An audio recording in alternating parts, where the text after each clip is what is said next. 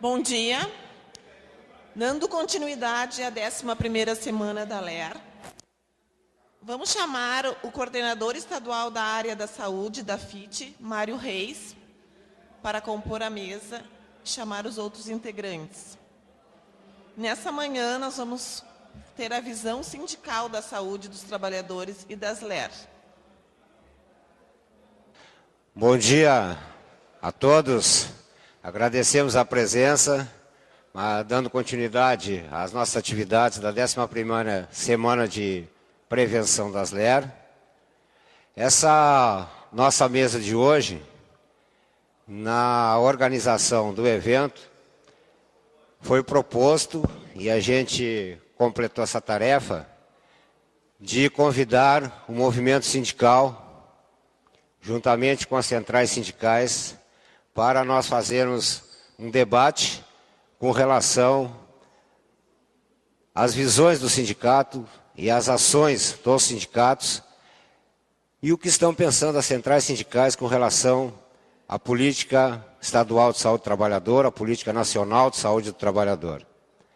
Então, nós vamos compor a nossa mesa de hoje, justificando algumas ausências que, por N motivos, não puderam comparecer. Então, nós gostaríamos de chamar para fazer parte da mesa a companheira Anita Amaro Maciel, que é técnica de enfermagem e diretora de saúde do trabalhador do Sindisaúde de Porto Alegre, da FECES. Chamamos também a companheira Fabiane Machado, que é psicóloga e faz assessoria no Sindisprev. A companheira Jacéia, infelizmente, acabou de nos ligar, o pessoal dos bancários, que ela está passando por um mal súbito, então não vai conseguir vir. O diretor de saúde também está em Brasília, então não vai poder nos abrilhantar aqui com a sua presença. O Alfredo Helenar parece que está preso no trânsito, mas diz que chega talvez daqui a pouco. Então chamamos o companheiro Valdir Lima, é o nosso parceiro aí também na LER, que é do Sindec, da Força Sindical, para fazer parte da mesa. Nós tínhamos convidado o companheiro Daniel Bilier, que é do Sindicato de Montenegro da Alimentação, mas também porque a JBS teve uma série de demissões e estão com quase 200 demissões para ser realizada no dia de hoje, não pôde comparecer. Então nós, que também representamos a alimentação, a gente depois faz uma fala, uma conversa aqui com relação ao nosso setor. Convidamos, então, o secretário de Saúde do Trabalhador da CUT, Dari Beck Filho, fazer parte da mesa. A CTB, também, o Flori, parece que não vai poder comparecer. Então, chamamos o companheiro Dionísio Mazui, que é diretor da Força Sindical e da Federação do Comércio, aí para fazer parte da mesa. Chamamos também, essa é uma participação especial, do auditor fiscal Cláudio César Pérez, também que nos vai agraciar com a sua presença e atender o nosso convite aí meio de última hora para fazer parte da mesa.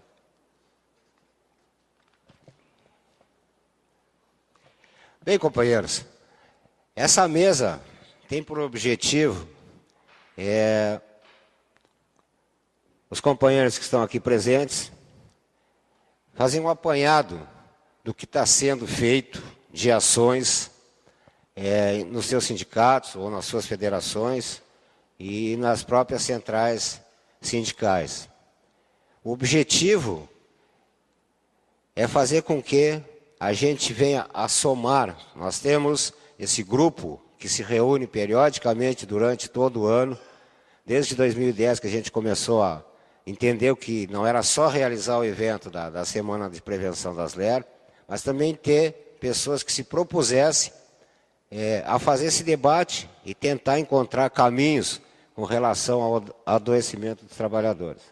Então, esse é o objetivo de todos que vão aqui a fazer as suas apresentações, fazer as suas falas, de que a gente possa ter, e vocês principalmente, e a gente depois vai abrir o espaço para a gente fazer um debate, perguntas e posicionamentos, de como estão dentro das suas entidades, das próprias centrais, como é que as centrais estão vendo isso, como é que estão agindo com relação, principalmente na questão de tentar a prevenção, para que essas doenças elas não se propaguem mais do que elas já estão propagadas no meio dos trabalhadores.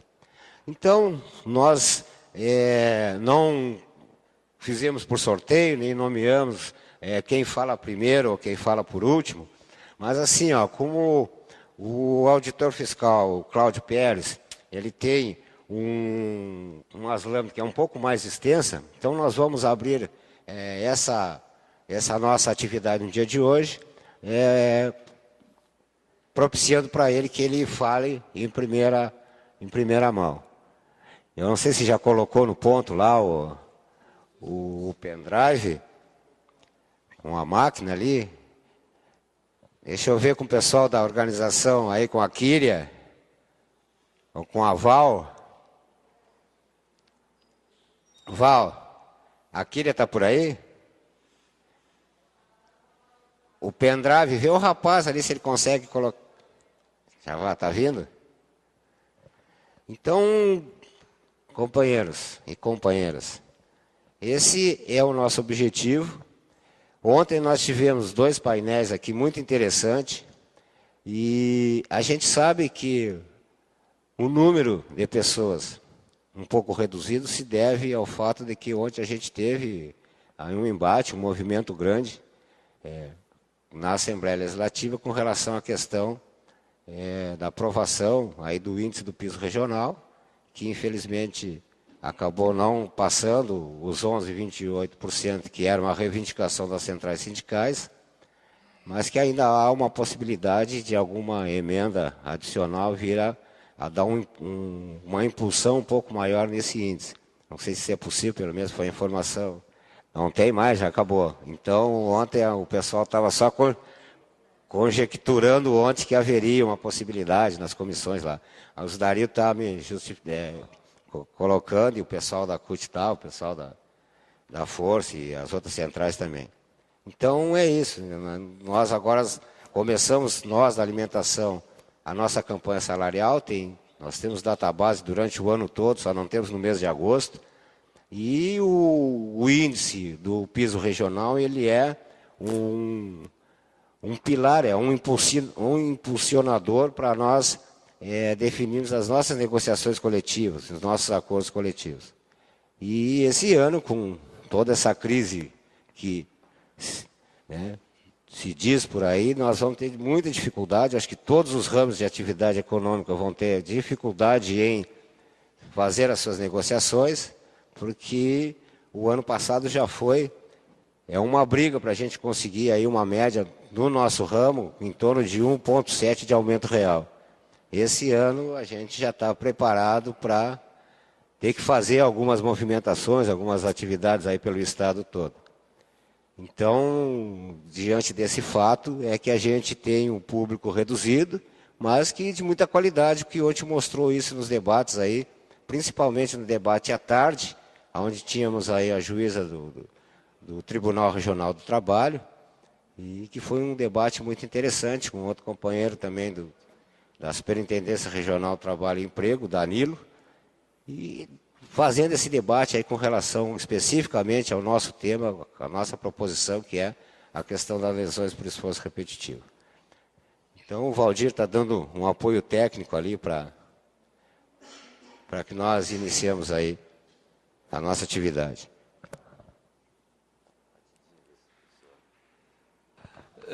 Sobre essa questão da LER, da DORT, né? E eu acho assim, em poucas palavras, um bem breve histórico, as doenças osteomusculares, elas são reconhecidas na humanidade desde que até Ramazzini já falava alguma coisa sobre isso, né? Desde tempos remotos. No tempo da linha de montagem, do Taylorismo, da administração científica, também já havia manifestações disso. Mas isso toma corpo mesmo quando é na produção enxuta, né? Lá no final dos anos 60, 70, quando no Japão começa a empregar novas técnicas de produção, novas formas de administrar a produção industrial, em que todo o tempo entre ciclos, tempo morto, era entendido como perda, e vem aquelas técnicas Kanban, produção puxada. Então, aí surge uma epidemia de doenças osteomusculares, começa a surgir ali. E naquele período, com esse tipo de administração da produção, o Japão conseguia colocar os Toyotas Corollas, os automóveis, né, mais baratos nos Estados Unidos do que os Estados Unidos produziam, embora tivesse que atravessar o Atlântico. E até houve uma retaliação do governo americano, entendendo, não, o governo japonês deve estar subsidiando a produção e querendo quebrar a nossa indústria. Começou a haver esse tipo de conflito. E então os japoneses terminam abrindo as técnicas que eles usavam para mostrar, não, nós não estamos boicotando, nós não estamos fazendo uma concorrência desleal, a gente está simplesmente empregando técnicas novas. E quando eles abrem isso, outros países do mundo, outras indústrias automobilísticas começam a utilizar esse sistema de produção puxada, né, a produção puxada, a produção enxuta, e eles não só começam a empregar essas técnicas, como também começam a sofrer a epidemia de Lerdort que isso causava. E aí começam os estudos. O que será que causa a LER? Né? A repetitividade, a força, a postura, aqueles estudos científicos começam a ser publicados. Assim como hoje, o que está causando a microencefalia? O que está causando o Zika? Né? A comunidade científica toda pesquisando, lá anos 70, anos 80, então a comunidade científica toda buscava quais são os fatores de risco, o que causa, o que é ciclo nocivo e tal. Né? Então, acontecem esses estudos e vão sendo publicados. E aqui no Brasil, colegas nossos, colegas auditores, né, tinham conseguido lá no final dos anos 80, ou meados dos anos 80, tinham conseguido bolsa de estudo para estudar na Bélgica, para estudar na França. O Carlos Diniz foi estudar na França. Alguns colegas foram estudar na Bélgica, na Universidade de Louvain. E voltam com esse conhecimento desses artigos científicos. Aí entra o SINDPPD, entra o Cardoso, né? Entra o SINDPPD com a demanda de Lerdort, porque ao mesmo tempo que tinha essa produção enxuta se desenvolvendo, também houve o desenvolvimento da informática. Então, novos hardwares, né, novos computadores, novos softwares surgindo, e isso também gerando os fatores de risco, de adoecimento e contribuindo para a epidemia.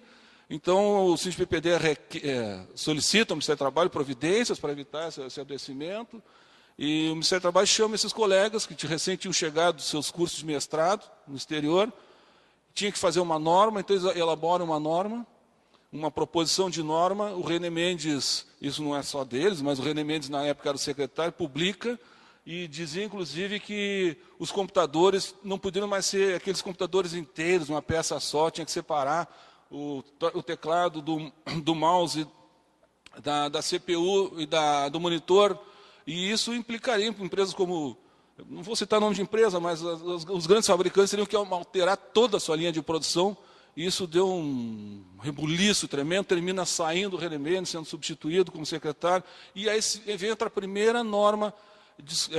Então, uma proposição foi que a norma devia ser discutida antes de ser publicada, simplesmente pelo secretário, que ela devia ser discutida de forma tripartite. Então, a NR17 foi discutida de forma tripartite.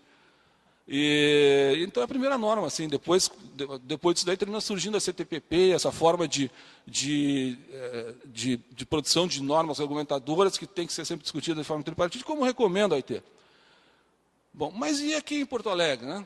Aqui em Porto Alegre, uma vez foi publicada a NR17 no final, houve cursos dentro do Ministério do Trabalho, e eu não fui contemplado na época.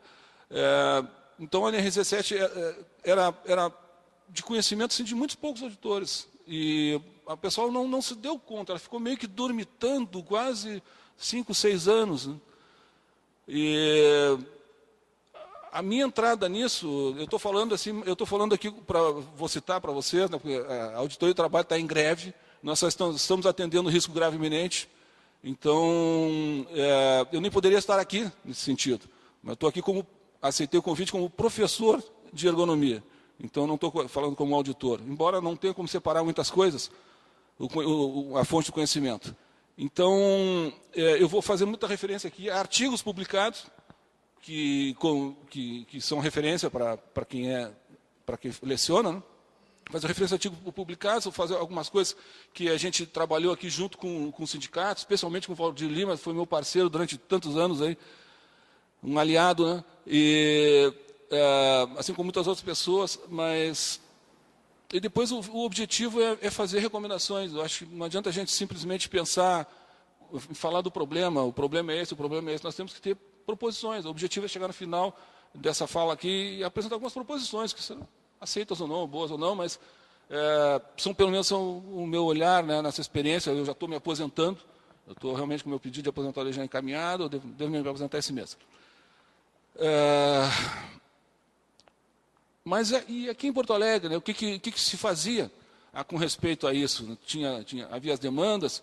Uma vez eu tive numa metalúrgica, pena que o Alfredo não está aí, o Tatu, né, uma metalúrgica aqui em Porto Alegre, e lá me apresentaram pela primeira vez, né, isso foi idos de 97, 98, tinha um problema lá de carregamento de peças pesadas, carregamento de caixas, aquilo poderia ser aceito ou não, aquilo estava lesionando ou não, né? Então eles me apresentaram a equação do NIOSH calculada lá, e naquela época não tinha internet, não tinha, para ter acesso à equação do NIOSH, só tu conseguisse comprar o livro, importar o livro, e ainda assim em inglês, a dificuldade de obter o conhecimento, aí fizeram um cálculo e disseram que aquilo estava bom. Para mim que não estava bom nunca, um peso enorme, mas calculado daquele jeito, como é que ia contestar, né? Então, uma dificuldade enorme. E aceitar ou não aceitar, o que fazer? Eu vinha estudando espanhol, eu tinha muita dificuldade de conhecimento, como eu disse, a NR17 estava dormitando, eu tinha o manual, lia, não entendia, era assim, falta de conhecimento mesmo. Então, daí eu fui buscar algum curso, né, e terminei descobrindo, através do Centro Cultural Espanhol, um curso, em 98, isso foi isso, um curso de ergonomia na Espanha. A União Europeia estava se consolidando e eles tinham que fazer uma intensa formação de profissionais para a unificação da União Europeia. E a Espanha se obrigou a fazer isso, para se equiparar com os outros países. E aí eu consegui entrar numa dessas turmas. E aí fiz lá o curso de ergonomia, e com bastante dificuldade, inclusive, tive que ir em licença-prêmio, porque o Ministério do Trabalho não me pagou o curso, eu tive que pagar tudo em dólar, embora fosse na Espanha. Fui lá, paguei a minha viagem e tal, eu consegui só a liberação do ponto. Mas fiz o curso e, na volta, aí comecei a aplicar essas coisas, né? Comecei a entender melhor o manual da R17, aí começa a surgir uma série de ações que vieram assim, né? Então, vamos passar a próxima aí.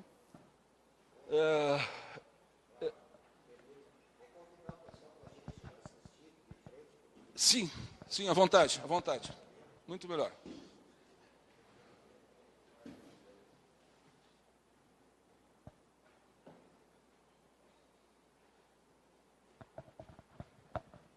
Não tem uma anterior, Valdir? Não? Tá.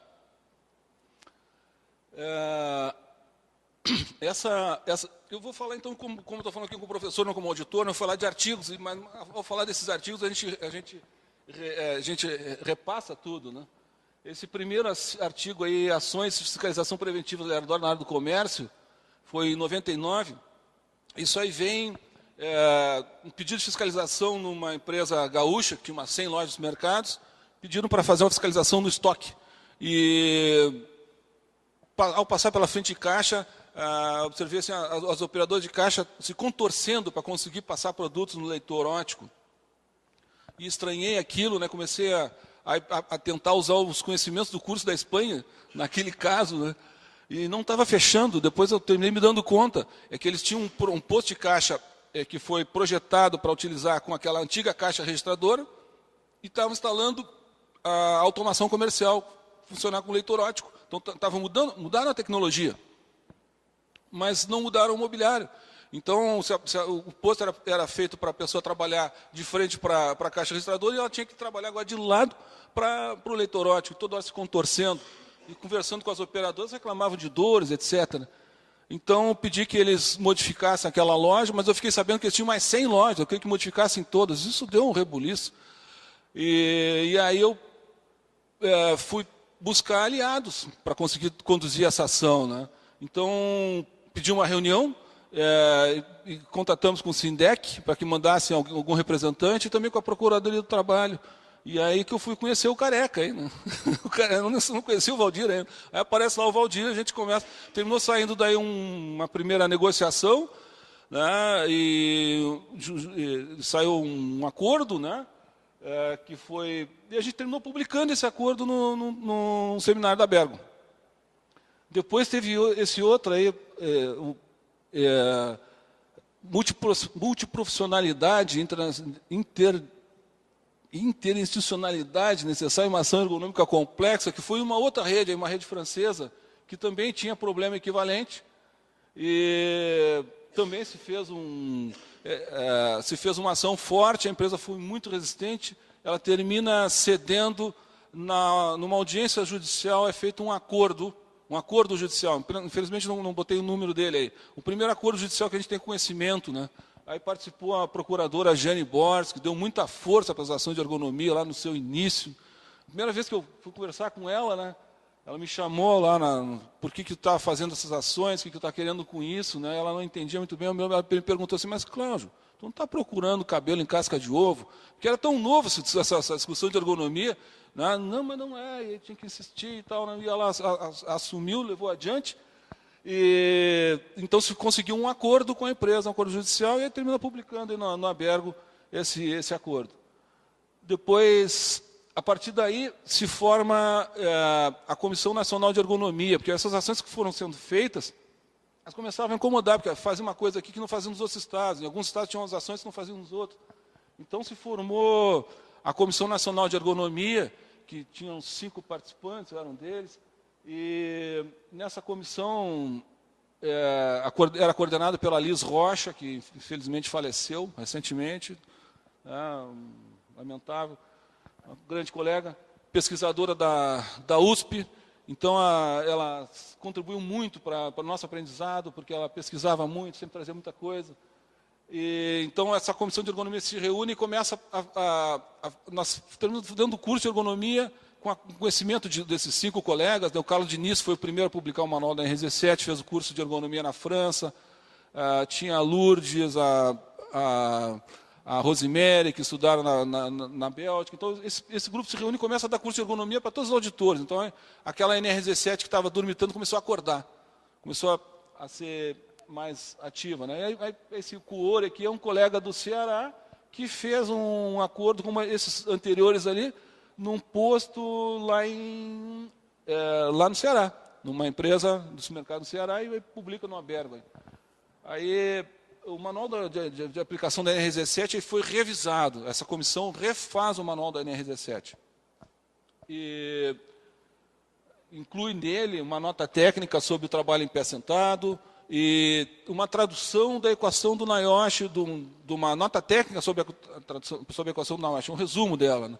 Então, aquela dificuldade que eu tinha lá, né, quando fui fiscalizar aquela metalúrgica lá em 87, né, que eu não sabia, não tinha nenhuma referência sobre a equação do NIOSH, agora já tinha alguma coisa em português, estava ali no manual da NR17.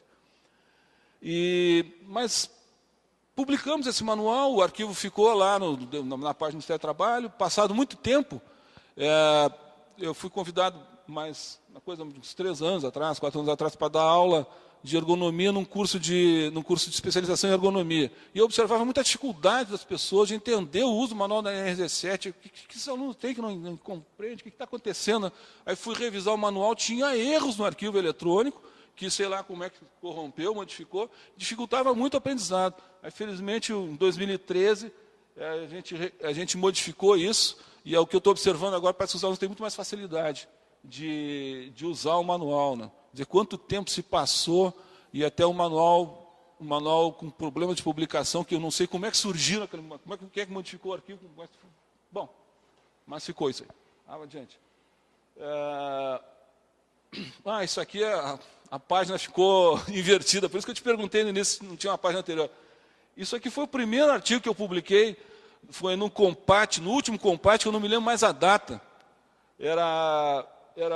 O nome do artigo era Alternativas para a Identificação e Controle de Riscos Químicos. Uma vez eu fui fiscalizar até com o COSAT, falecido COSAT, umas indústrias químicas, né, eu observava muita dificuldade em reconhecer os riscos químicos. Identificar, naquele tempo que não tinha internet como tem hoje, aonde encontrar a nocividade dos diversos produtos químicos. Mas eu observava que as indústrias, quando elas despachavam um produto ou recebiam um produto, vinha junto com a nota fiscal uma ficha de transporte de produto perigoso. Eu fiquei pensando, por que essa ficha não é dada para a CIPA ou para o SESMIT ou para o pessoal conhecer as propriedades dos produtos, a nocividade dos produtos? E eles não tinham conhecimento. Eu lá conversava com o pessoal da CIPA e nem sabiam que tinha isso. Então, nesse artigo, simplesmente foi proposto isso, que de NR, se eu criasse a obrigação de dar cópia para as pessoas da CIPA e do SESMIT das fichas de transporte de produto perigoso para eles terem informação. Mas os anais do Congresso nunca foram publicados. Assumiu a secretaria a Raquel Rigoto, ela não prestigiou o COMPAT, por sinal extinguiu a obrigação do COMPAT, né, e os anais nunca foram publicados, por isso eu não me lembro mais a data. E isso eu acho que é uma coisa que tem repercussão aqui, hoje. A falta do COMPAT. Vocês vejam assim, ó, quando uma empresa, por exemplo, uma metalúrgica, né, ela tem problema lá, é muito comum ter problema, tem que reformar uma máquina, tem que adaptar uma máquina porque ela tem riscos mecânicos, possibilidade de risco de acidente na máquina. Aí o profissional da empresa faz uma análise de risco, o auditor faz outra análise de risco, o profissional que vai fazer a modificação de automação faz outra análise de risco, o usuário faz outra, o fabricante faz outra, não tem um encontro. Tem casos em que o custo de adaptação de uma máquina chega a ser 2 vezes maior que o custo da máquina nova. E o que isso acontece? É falta dessa discussão do COMPAT. Se nós estivéssemos discutindo como deve ser a avaliação de riscos em máquinas, hoje seria diferente. As avaliações seriam mais homogêneas, mais encontradas. Então, para mim, essa medida da extinção do COMPAT, que é esse Congresso Nacional, se botar COMPAT na internet, vai aparecer muitos países fazendo COMPAT, com a mesma sigla. É uma obrigação que é estipulada pela OIT, que os países façam congressos nacionais e públicos com o intuito de discussão científica e não discussão comercial. A gente tem eventos hoje de discussão de prevenção de acidentes, mas são eventos comerciais. Então, o que é apresentado é o que as pessoas querem vender, querem oferecer, e não aquilo que é o científico. Tem que retornar ao COMPAT. É uma das proposições que eu faço para vocês. Tem que retornar ao COMPAT. Não só o LERDOT, mas o COMPAT. A prevenção de acidentes, trabalho, LERDOT, inclusive todas. Sabe? E em evento gratuito, bancado pelo Ministério do Trabalho, como era feito na época. E isso faz toda a diferença. Não adianta divulgar o conhecimento só para meia dúzia. Não é meia dúzia que vai usar, que precisa de todos os conhecimentos, mas isso se perdeu. Aí. Também teve, quando ela extinguiu o COMPAT, aí ela criou, eu não me lembro bem o nome, procurei rapidamente hoje nos meus arquivos, mas não cheguei a encontrar. Ela criou o Congresso Nacional de Negociação Coletiva. Nesse congresso eu também apresentei um trabalho. Foi um trabalho que eu e o Roy Puyat fizemos uma inspeção, numa metalúrgica em Canoas, e através de um entendimento tripartite, né, a empresa deveria modificar todas as suas máquinas, dava acidentes graves lá. Então, era negociação, publicamos, né, ficou nesse congresso, que também não ocorreu mais depois. E o Ministério do Trabalho deixou, eu não sei para onde é que vai essa verba, né, deixou de fazer os congressos nacionais de prevenção de acidente de trabalho, que a OIT recomenda, e com isso, o saber fazer, a discussão, o que é científico, o que não é, o que é tochada, o que é vigarista, o que é só interesse comercial, prevalece. A próxima. A próxima aí, Valdir.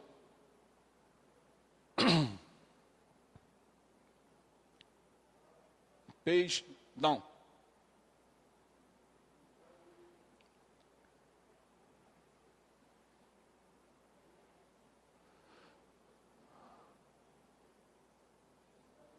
A setinha para baixo.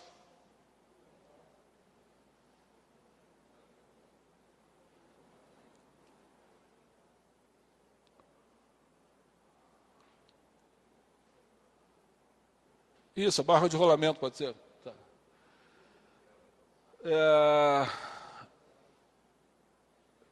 Já em 2003, aí eu tive a oportunidade de estudar na URGS, aí fiz ali a minha dissertação de mestrado, foi sobre teleatendimento.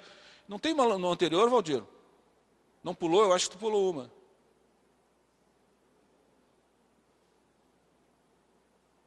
Não, desce. Aí fiz a minha dissertação de mestrado, foi pausa em teleatendimento.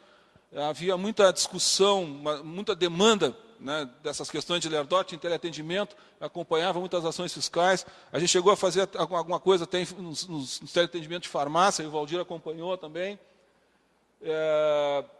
E lá em 2007, depois de ver o primeiro acordo que a gente conseguiu fazer aqui no Estado sobre o supermercado, foi lá em 99. Né? Em 2007 que foi sair o anexo 1 da NR17. Depois de muita peleia, muita batalha, né, daquela comissão de economia, de todo mundo, então dos sindicatos que se manifestavam, que se faziam as suas ações, sempre dando suporte para os acometidos da doença, tanto no sentido de mediar com o empregador, como dar suporte legal para as ações judiciais, são importantes sindicatos, mas só lá em 2007 que saiu o anexo 1 da NR17, que é o trabalhador de check-out. E também saiu em 2007 o trabalho dos operadores de teleatendimento. No segmento aí, essas questões de supermercado não pararam, né? Eu continuava fiscalizando muito supermercado, e aí era muito acidente em máquina de padaria e açougue. Aí lá em 2009 termina, algumas empresas me procuraram até, na verdade me procuraram, porque eles queriam fazer modificações nas máquinas deles, mas o conhecimento de como fazer a modificação nas máquinas não era de domínio público. Eu conhecia um pouquinho, alguém conhecia mais um pouquinho. Então numa dessas redes de mercado, o engenheiro de segurança me procurou e queria fazer, então, modificação das suas máquinas e fazer testes nelas, cada um dos modelos, eram 5, 6 modelos que tinha lá, da alteração do sistema de segurança para, então, implementar em todas as máquinas da rede dele. E assim foi acontecendo, foram surgindo taxas, o Ministério Público que acompanhava isso aí também. Aí depois, no final, é publicada essa ANT 94, que é a segurança para a máquina de padaria e açougue. E ela é incorporada na NR12. Infelizmente, eu não pude participar da negociação da NR12. Não consegui. Não pude. Não aceitaram que eu participasse.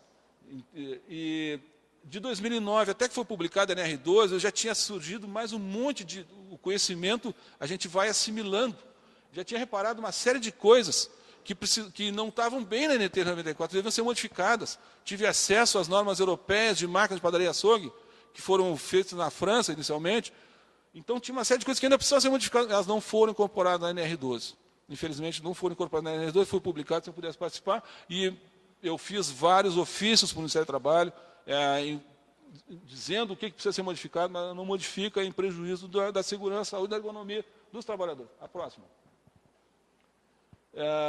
Aí em 2010 teve esse congresso, o Premos, que é um congresso internacional itinerante, cada vez acontece num país do mundo, sempre em inglês, e ele é o primeiro congresso de prevenção de doenças osteomusculares.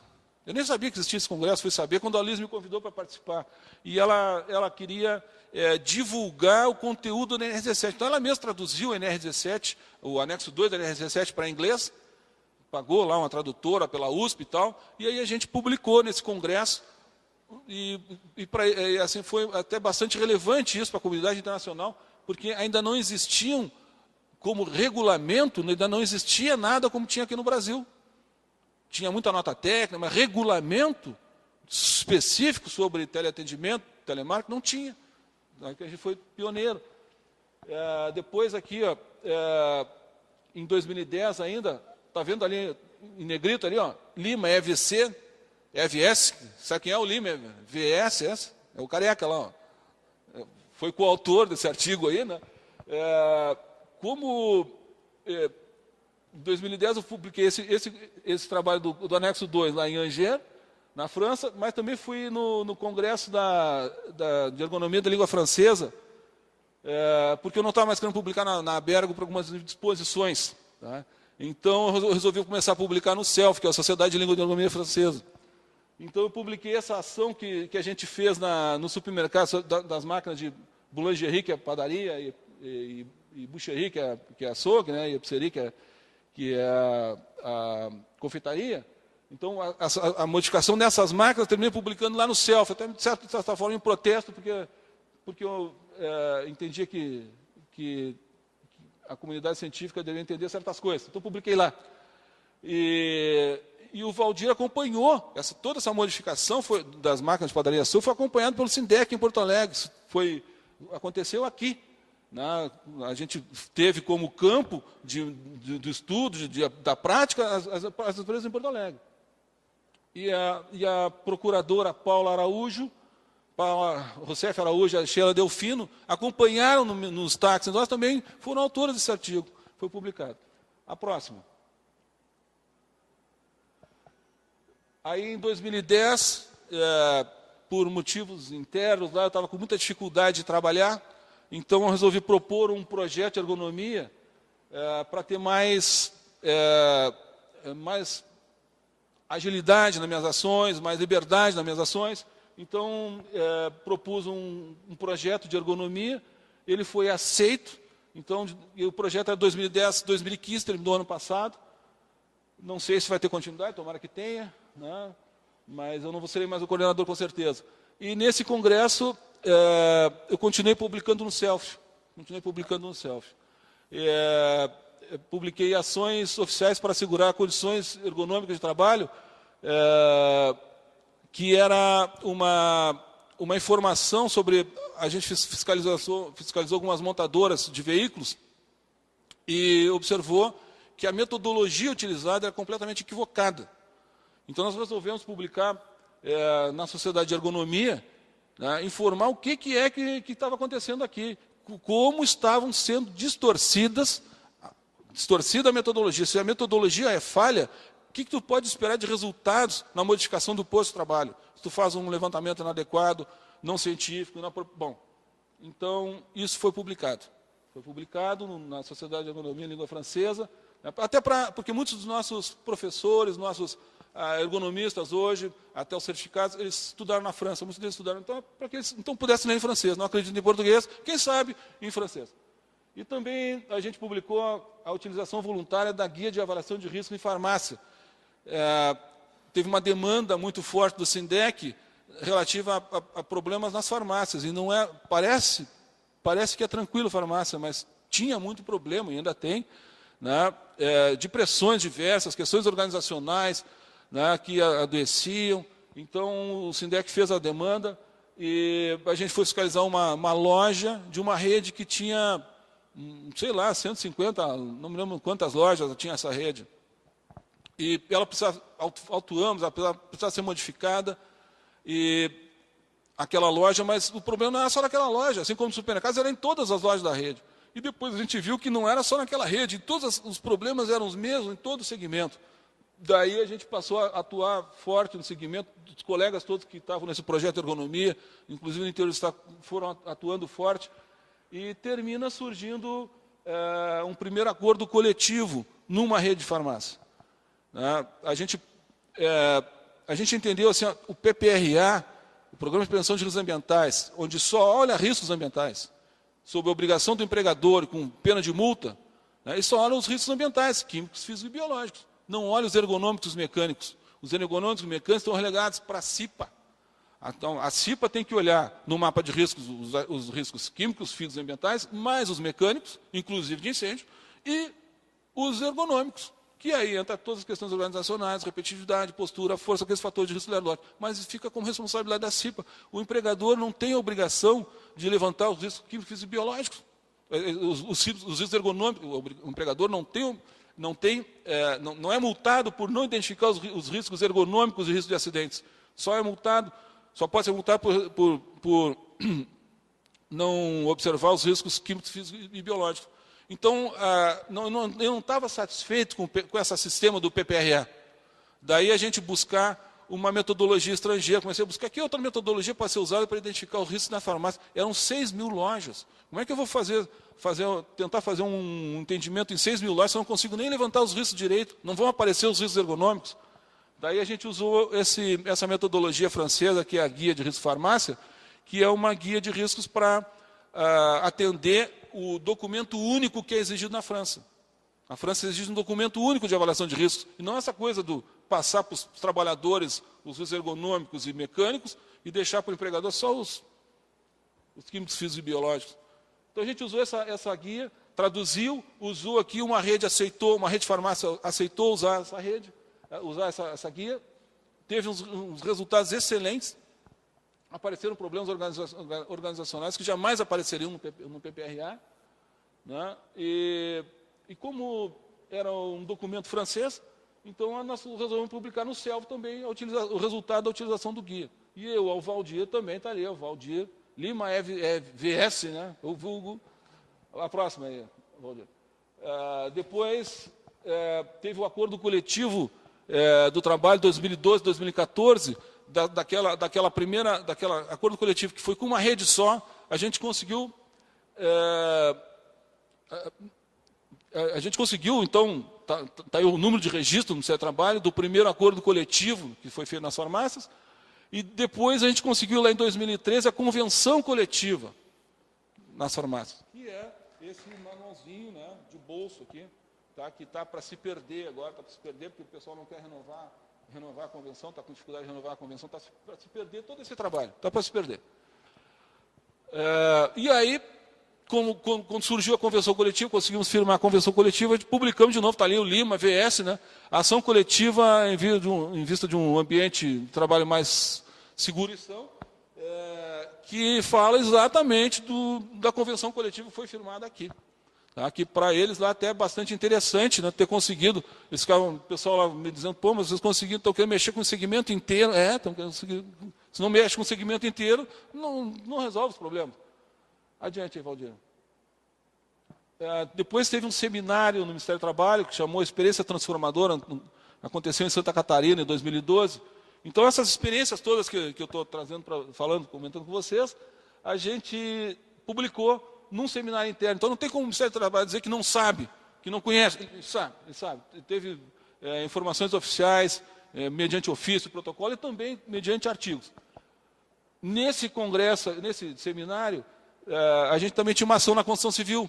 Na construção civil tinha demandas, muita queda, né?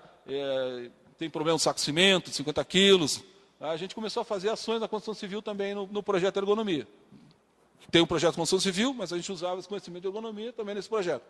E aí observamos que aquelas bandejas, aquelas plataformas de proteção em balanço, as quedas são muito devidas àquilo ali. O pessoal vai montar e desmontar aquelas bandejas, ficam 2 metros para fora da laje, numa situação insegura, num equipamento deficiente, aquilo rompe, aquilo quebra, aquilo cai. Né? E aí que acontecem as quedas. Também acontecem as quedas na montagem do GCR, que é o sistema guarda-corpo rodapé, onde o pessoal constrói uma cerca na beira da laje. Não se usa isso, o mundo inteiro usa guarda-corpo pré-fabricado. Tu já tem as pecinhas prontas, pecinhas montantes metálicas, só coloca as travessas de madeira, põe rapidamente e sai. Não fica construindo uma cerca na beira da laje. Quando tu põe uma pessoa para construir a cerca na beira da laje, fica exposta ao risco muito tempo. E isso que gera as quedas. Então o trabalhador morre porque os sistemas de prevenção, os temas que deveriam ser sistemas de segurança, que estão na NR18, são falhos, são falsos sistemas de segurança. Tem que mudar isso. Então a gente publicou aí, ficou todo mundo sabendo. Né? Ainda em Porto Alegre quase que a gente conseguiu banir essas bandejas, já tem muito, substituindo ela, tem muito andaime fachadeiro, rede de segurança, que são os equipamentos que são usados no mundo inteiro. Mas Brasil afora e no interior do estado está cheio ainda de bandeja. E também foi publicado aqui aquele artigo que foi publicado lá na França, a gente trouxe para cá sobre os riscos metodológicos na elaboração de análises ergonômicas, então para divulgação para os auditores do Brasil inteiro. É isso que fez esse evento, divulgar para os autores do Brasil inteiro como é que eram as falhas ou as distorções que havia nas análises ergonômicas, metodológicas. E a fiscalização das condições ergonômicas, equívocos conceituais da portaria 25/94, é essa portaria que estabelece um mapa de riscos separado do PPRA, em que o mapa de riscos pega os riscos ergonômicos e os riscos de acidentes, e o PPRA não. Né? E isso a gente aprendeu fazendo a Convenção Coletiva de Farmácia, na verdade, nessa ação das farmácias que a gente aprendeu isso. Aí foi publicado para todos souberem também. A próxima. Bom, eu não sei como é que está o meu tempo. Aqui daqui adiante eu iria falar sobre a Convenção Coletiva em si de farmácia, sobre a metodologia usada, mas eu acho que, de repente, vai ficar demais. Né? Então, eu agradeço a atenção de vocês. Se quiser copiar o arquivo, pode ficar, quiser ler depois e tal, fica à disposição de vocês. Tá? Eu fico muito satisfeito de ter podido mais uma vez participar desse evento, tá? E eu acho que ele tem tudo para ser um aglutinador de forças, de ser um fio condutor das ações na prevenção de Ler-Dort. Ok? Muito obrigado.